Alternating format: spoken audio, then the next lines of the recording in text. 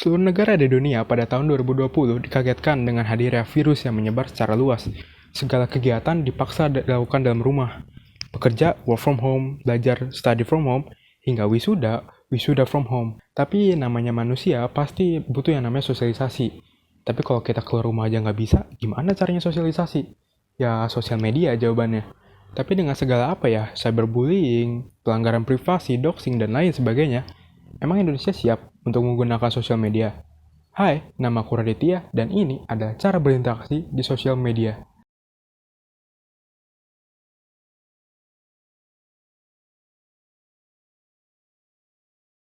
Teknologi berkembang secara cepat. Bahkan saat kamu menonton video ini, saat ini, ada teknologi yang sedang berkembang dan sudah berkembang.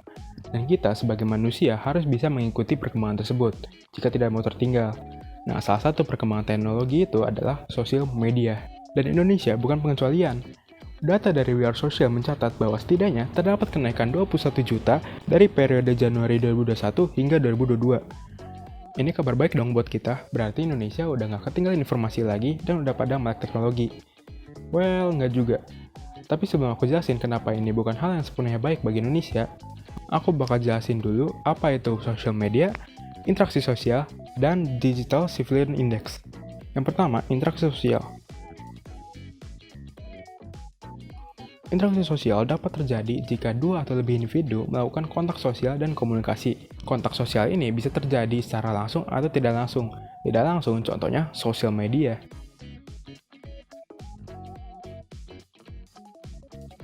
Nah, media sosial atau yang kita sering sebut medsos adalah platform digital yang memanfaatkan teknologi internet untuk melakukan aktivitas sosial. Misalnya, berkomunikasi melalui tulisan, foto, atau video. Dan bahkan pada zaman sekarang, sosial media digunakan untuk menyebarkan informasi dan media promosi. Selanjutnya, Digital Civility Index dari Microsoft. Selanjutnya, Digital Civility Index atau DCI adalah survei tahunan dari Microsoft untuk mencatat tingkat keramahan pengguna internet atau khususnya sosial media dari suatu negara.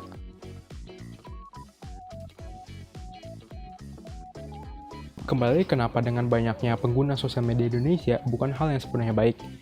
Coba deh lihat data DCI dari Microsoft berikut ini. Indonesia merupakan negara dengan pengguna media sosial paling tidak sopan di Asia Tenggara dan keempat di dunia dengan poin DCI sebesar 76 poin setelah Meksiko, Rusia, dan Afrika Selatan. Nah, kok bisa sih stereotip yang orang-orang Indonesia itu ramah di mata dunia jadi yang paling gak sopan di media sosial? Ini semua karena maraknya berita hoax, cyberbullying, pelanggaran privasi yang ada di media sosial Indonesia. Hanya karena lawan bicaranya tidak di hadapan dia langsung, pengguna sosial merasa dapat mengatakan semaunya mereka di media sosial. Yang perlu diperhatikan di zaman sekarang, pengguna sosial media dari suatu negara mencerminkan negara itu sendiri. Ini berarti nama baik Indonesia sudah tercoreng. Ya kenapa? Karena pengguna media sosial dari Indonesia itu udah terbukti nggak sopan menurut survei DCI. Maka dari itu, di sini aku bakal ngejelasin kalian bagaimana caranya berinteraksi di sosial media yang baik dan benar. Yang pertama, hindari toxicity. Toxic dalam bahasa Inggris artinya racun, tapi istilah dalam sosial media artinya sesuatu yang kasar, bisa jadi perlakuan atau ucapan yang kasar. Nah, hal ini adalah hal yang paling sering terjadi di sosial media, gak cuma di Indonesia saja. Seperti yang aku bilang tadi, hanya karena lawan bicaranya tidak di hadapan dia atau dia tampil anonim di sosial media, pengguna merasa bisa mengetikkan apapun di sosial media tanpa halangan apapun. Walaupun apa yang dia ketik bisa jadi menyakiti hati lawan bicaranya atau bukan kebenarannya. Hal ini adalah hal yang harus dihindari ketika kamu berinteraksi di sosial media. Dan jika kamu merasa menjadi target toxicity, abaikan atau kalau bisa, blok orang tersebut. Yang kedua, hargai setiap perbedaan pendapat. Indonesia merupakan negara demokrasi, di mana katanya setiap orang memiliki hak untuk berpendapat. Tapi kenapa saat di media sosial, kita jadi merasa seperti si paling benar? Sosial media adalah platform yang sangat luas, dan penggunanya pun berasal dari berbagai daerah. Sosial media adalah platform yang sangat luas dan mempunyai pengguna dari berbagai tempat. Ingat, yang menggunakan sosial media nggak cuma kamu doang. Pengguna sosial media datang dari berbagai tempat yang mungkin mempunyai selera yang berbeda-beda. Contohnya, seseorang lebih menyukai film A daripada B, dan kamu sebagai penyuka film B harus bisa menghargai pendapat dia. Yang ketiga, cek ulang kebenaran suatu informasi sebelum kamu share ulang. Hoax adalah salah satu penyebab kenapa poin DCI kita sangat tinggi.